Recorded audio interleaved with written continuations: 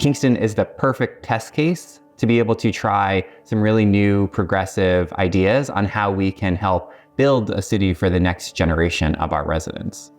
And so when we were able to deliver legislation and have it unanimously adopted, for me, it was a sense of pride in our community. Kingston Forward is a city-wide form-based code.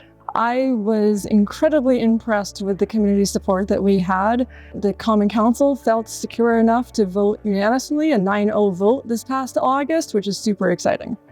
We started with a week-long charrette, both in-person and virtual meetings, walking tours through all the different neighborhoods. We worked closely with the city and community over the course of 2 years and 4 drafts to make sure that what gets built according to the code is what they wanted.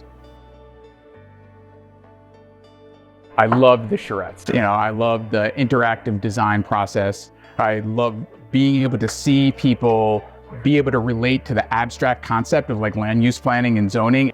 Historic Kingston embodies ideas that are at the root of the new urbanism. If you tried to do this with deep setbacks and high parking requirements and prohibitions on mixed use, forget it. We needed a zoning code that could answer the needs of the community, that had the ability to actually get the result.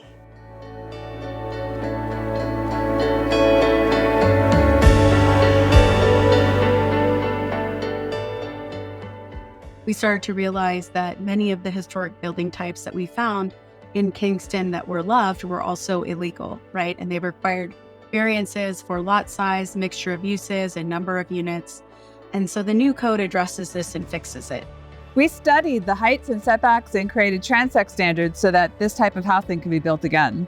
And we really aim to have the zoning code be pro-housing across the board by ending our parking requirements, ending single-family zoning, legalizing accessory dwelling units, streamlining the approvals process. I'm most excited about how this new code supports the city's broad racial and economic justice goals, and it also advances our commitment to smart, climate-sensitive development. What I'm most excited about in the new zoning code is that you could have an ADU, that's an accessory dwelling unit, in any parcel in Kingston. And what's especially encouraging is we see smaller projects taking shape. So these are the duplexes and triplexes that we haven't produced in a long time. This has been vacant for 15 years. Under the new zoning code, the city was finally able to find a partner developer to bring the high density commercial and residential uses that this site deserves. Given the need for housing, we have a moral obligation to make sure that big sites like this do not go to waste. Under the new code, I don't need to provide off-street parking, and I don't need to be as far set back, which means I don't have to dig into the hill anymore, and I don't need to make a giant parking lot where there's this beautiful grass and trees right now.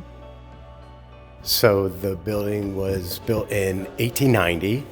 It's actually the original heifer barn, a single-family home.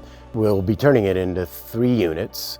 We're already seeing some previous projects be revisited under the new code in order to be built better. And we also haven't had to have a ZBA meeting for the last 2 months because no one's needed a variance. Small cities can do really amazing things, and we did it right here in Kingston.